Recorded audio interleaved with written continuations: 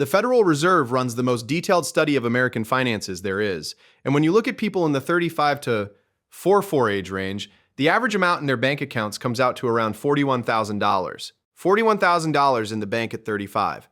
On a screen, that number looks huge and official and a little terrifying because you're sitting there thinking about your own account, which does not have anything close to $41,000 in it. And a cold little voice in the back of your head says, everyone else figured this out, and I'm super behind. But here's the truth. That number is a complete lie. It's a different kind of lie, and I'm going to show you exactly how it works. Because once you see the trick, you'll never be fooled by a misleading average again.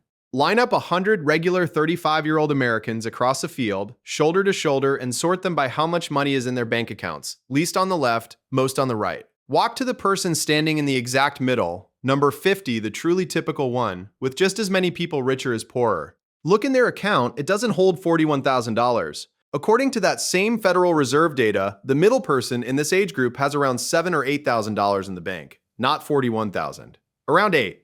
So where did the $41,000 come from? Walk to the far right end of that line, past person 90, past 99, to the very last one. That person isn't really a person anymore. They've swelled into a giant, hundreds of feet tall, because their bank balance runs into the millions. Now dump everyone's money into one pile and split it evenly across all 100 heads, and that single giant drags the average up into the sky, floating somewhere around his knees, far above every real person on the field. That is the average. It's not describing you or anyone near you. It's a handful of very rich people smeared across everybody else on paper. The number that actually describes a normal 35-year-old is the one standing in the middle of the line, and that number is about $8,000. There's an old warning that fits perfectly here. Never try to wade across a river just because you heard it's 4 feet deep, on average. Because 4 feet on average can mean it's 1 foot deep for most of the way and 30 feet deep in the middle, and the average will drown you. The average savings number is that river. It looks deep and impressive and makes you feel like you're sinking, and it's mostly measuring a few giants standing in the deep end. So from here on, we throw out the average. The real number, the honest one, the one to actually compare yourself against, is the median, the person in the middle. And for a 35-year-old, that's roughly $8,000 in the bank. And here's the part that makes that $8,000 even more striking. It barely moves for the rest of your working life. You'd assume that as people get older and earn more, their bank balances climb steadily, decade after decade. They don't. Look at the same Federal Reserve data across every age group and trace the typical bank balance as a single line drawn across a lifetime. Under 35, the middle person has around $5,000. By their late 30s and early 40s, around $7,000 or $8,000. In their late 40s, still under $9,000. Back in their 50s, right around $8,000 again. The line doesn't rocket upward. It crawls almost flat, hovering in the same single-digit thousands range for 30 straight years, and only nudges up toward $13,000 as people approach retirement. Sit with that for a second. The typical American's checking and savings cushion at 55 is barely thicker than it was at 35. So if you're 35 and staring at a few $1,000s, you're not looking at a starting line you've fallen behind on. You're looking at roughly where most people stay for their entire lives. Which means the person who breaks that flat line, even a little, pulls away from almost everyone on the field. There's one more thing hidden inside that single 35-year-old number, and it's worth knowing. Two people the exact same age can live in completely different financial worlds, depending on what they earn. The Fed's data shows that among the highest earners, the typical bank balance runs well into 6 figures, while among the lowest earners, it can be just a few $100s, the kind of number a single parking ticket wipes out. So the average 35-year-old isn't one person at all. It's a blur of wildly different lives crushed into a single figure, which is exactly why comparing yourself to it tells you almost nothing. The only comparison that will ever actually matter is the one we'll get to at the end, not you against a stranger on the internet, but you against your own next bad day. Now let's be honest about that 8,000, because it's rougher than it sounds, and it's rough in a way that should actually make you feel less alone. First, understand what that number even is. It's what the Fed calls transaction accounts, the everyday money you could actually get your hands on this week. Checking, savings, a money market account, the balance on a prepaid card.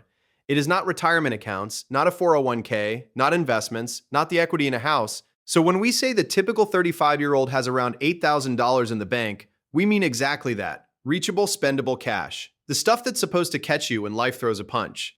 And here's the part that reframes everything. For most of these people, that $8,000 is the entire cushion between them and disaster.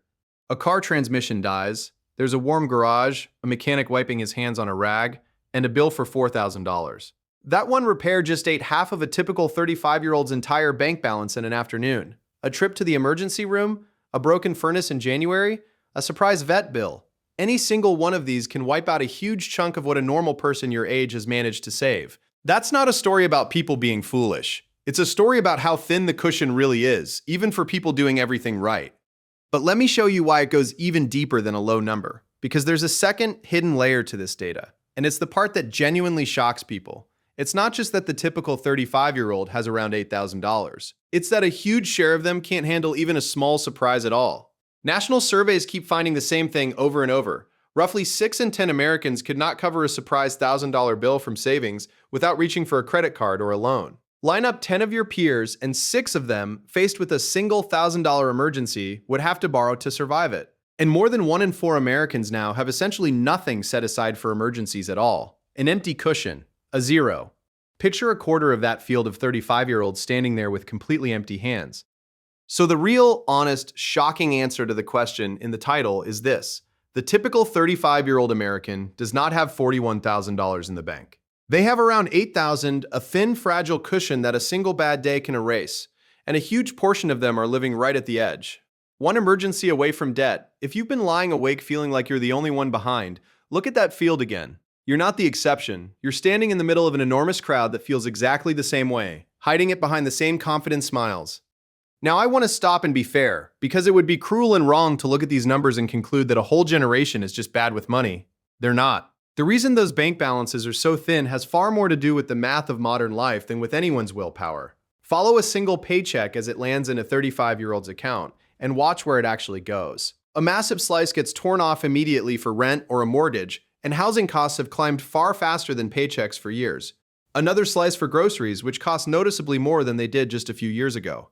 Then the car payment, the insurance, the phone, the childcare that can cost as much as rent, and the minimum payments on student loans that a lot of this generation is still carrying well into their 30s. Show that paycheck as a bucket of water poured in at the top, with a row of pipes draining out the sides. Housing, food, car, loans, and by the time it reaches the bottom, the part left over to actually save is a thin trickle, sometimes just a few drops. For a lot of people your age, there is simply nothing left at the end of the month, no matter how careful they are. The thin bank account isn't a character flaw. For most people, it's just the arithmetic they were handed. Now, before we go on, there's an important piece of good news hiding in this data, and it would be dishonest to skip it. The bank account is not the whole story. That $8,000 figure is only the everyday cash, and a lot of 35-year-olds are building real wealth in a place the bank balance can't see, their retirement accounts. The Federal Reserve found that around 6 in 10 households in their late 30s and early 40s have money in a retirement account like a 401k or an IRA, and among those who do, the typical balance sits somewhere around $45,000. Picture 2 piles of money on a table in front of a typical 35-year-old. A small one right up front, the $8,000 in checking and savings, and a second much larger pile behind it, locked away for the future. That never shows up when someone Googles average bank balance. So if your visible cash is thin, but you've been feeding a retirement account at work, even a little, understand that you are further along than that scary bank number makes it look. The bank balance is your emergency cushion. The retirement account is your real engine. You need both, but a lot of people have far more in that second pile than they ever give themselves credit for. But here's where this video turns, because I did not bring you here to make you feel doomed. I brought you here to show you the strange, almost hopeful secret buried inside these shocking numbers. And it's this. Because the typical balance is this low, and because so many people are living right at the edge, the bar to actually being ahead of the pack is astonishingly, laughably low. Think about what that field of 135-year-olds actually looks like up close. Most of them have a few $1,000s and a stack of stress. A quarter have nothing at all. So if you simply have $1,000 sitting in a separate account, untouched for emergencies only, just $1,000, you have already stepped ahead of a massive chunk of your entire generation. Not ahead of the giant in the deep end. Ahead of most of the real people standing on that field with you. The game everyone thinks they're losing turns out to have one of the lowest passing scores imaginable. Let me show you exactly what that looks like in 2 real lives, because the difference between sinking and swimming at 35 is smaller than you would ever believe. 2 people, both 35, same city, same salary of around $60,000 a year, same rent, same normal life. From the outside, on the same street, you could not tell them apart. Call them Jake and Marcus. Jake lives the way most of the field lives. The paycheck comes in, and it all flows through one single checking account. Rent, groceries, a night out, a subscription, or 3, and whatever's left just sits there until the next expense eats it. Jake isn't reckless. There's just never a plan, and the money that should have become a cushion keeps getting absorbed into ordinary life. Jake's balance floats somewhere around that typical number, a few $1,000s, sometimes less by the end of the month. And for a long time, nothing goes wrong, and everything looks fine. Then, one Tuesday the car dies, a $2,000 repair, non-negotiable, needed to get to work. Jake doesn't have a separate cushion, so the whole thing lands on a credit card. And now the interest starts running, and a $2,000 problem slowly grows into a $3,000 problem, and a single bad Tuesday turns into 2 years of debt. One emergency, and Jake is underwater. Marcus earns the exact same $60,000 and lives the exact same life, but did one thing different. From every paycheck, a small automatic transfer, just a little, an amount barely noticeable, slides into a completely separate account labeled for emergencies only, an account Marcus never touches. It felt almost pointless at first, $40 or $50 at a time. But months passed and it grew into $1,000, then a few thousand, sitting there untouched, doing one job, waiting for the bad day. Then the exact same Tuesday arrives, the exact same dead car, the exact same $2,000 repair. Marcus opens the emergency account, pays the mechanic, feels a flicker of annoyance, and drives to work. That's it. No credit card, no interest. No 2 years of debt. The same emergency that knocked Jake down for years was for Marcus a bad afternoon. Same salary, same city, same car trouble. One built a small boring cushion, and the other didn't, and that single difference sent their two lives in completely opposite directions. And I want to zoom in on the exact thing that made Jake's story so much worse than a dead car, because it's the real villain here, and it's hunting for you too. When that $2,000 repair landed on a credit card, it didn't stay $2,000. The average credit card charges somewhere north of 20% interest a year. So the balance sits there, and every month a chunk of interest gets stacked on top of it. And if Jake can only make the minimum payment, that small number the card company politely suggests, most of it goes straight to interest and barely touches the actual $2,000. It's like bailing water out of a sinking boat with a teaspoon while the card keeps pouring more in. At that rate, a $2,000 emergency paid at the minimum can take years to clear and end up costing far more than double what the repair itself cost. That's the real trap. It was never the emergency that ruined Jake, it was the borrowing and the interest that grinds on for years after the car is long fixed. The entire point of the cushion is to keep you out of that boat in the first place.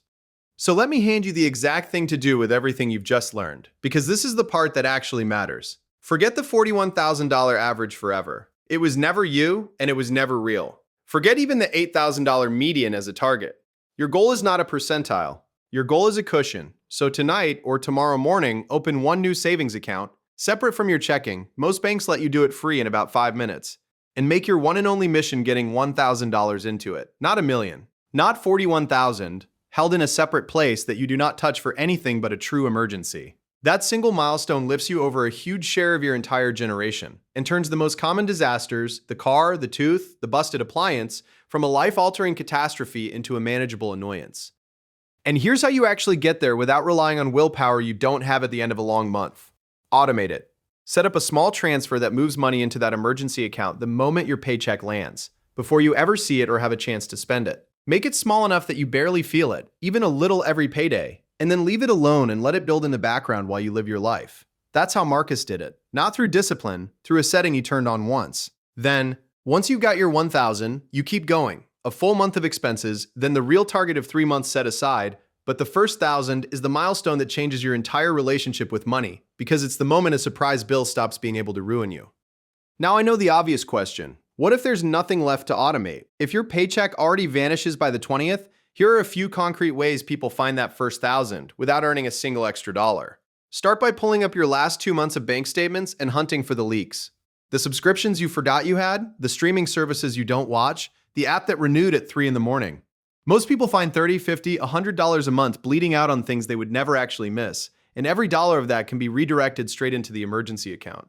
Next, run a simple 30-day challenge on one single category. Pick the one where the money leaks fastest, whether that's eating out, delivery, or impulse buys, and cut it in half for 1 month, sending the difference to the cushion. And if you want to sprint, sell the stuff already sitting dead in your closet and garage. The old phone in the drawer, the gear from the hobby you tried once, the clothes with the tags still on. For a lot of people, one honest weekend of selling gets them a big chunk of the way to that first $1,000 by itself. The money to start is almost always already there, hiding in the leaks and the clutter. You just have to go find it and give it a job. And it helps to know exactly what you're climbing toward, in real numbers, so the goal never feels vague. Think of it as a ladder with 3 rungs. The first rung is that $1,000, the starter cushion that handles the most common emergencies and lifts you past a huge share of your peers. The second rung is 1 full month of your expenses. For a typical person, maybe $3,000 or $4,000. Enough that a lost paycheck or a slow month doesn't put you underwater. And the top rung, the one the experts actually recommend, is 3 months of expenses set aside, often somewhere around $10,000 to $15,000 depending on your life. You climb them one at a time, in order, never skipping ahead. Most people never even reach the first rung, which is exactly why reaching it already puts you ahead. And once you're standing on that top rung, with 3 months of breathing room behind you, something changes that's hard to describe until you felt it. The low background hum of money fear that follows most people around every single day just switches off. That silence, that peace, is what the whole climb was really for. So think back to the question we started with. How much the average 35-year-old really has in the bank, and that big scary number that made it sound like everyone was miles ahead of you. You see it completely differently now. You can see the giant standing in the deep end of the river, holding that $41,000 average, up in the sky where no normal person lives. You can see the real crowd of 35-year-olds standing on the field, the typical one holding around $8,000 of fragile, spendable cash, most of them one bad Tuesday from trouble, hiding it all behind a confident face. And you understand now that you were never behind some secret group who figured it all out. You were standing right in the middle of everyone else, feeling the exact same fear they feel. But you also see the thing almost none of them see. You see that because the bar is this low, being genuinely ahead is within your reach starting this week, starting with a single $1,000 in a separate account, starting from wherever your balance sits tonight. You don't have to become the giant, you just have to become the person on the field with a cushion when the bad day comes. So stop comparing yourself to a ghost, and go open that one account today, because the real shocking truth in all this data was never how little the average person has. It's how little it actually takes to stop being average and start being ready.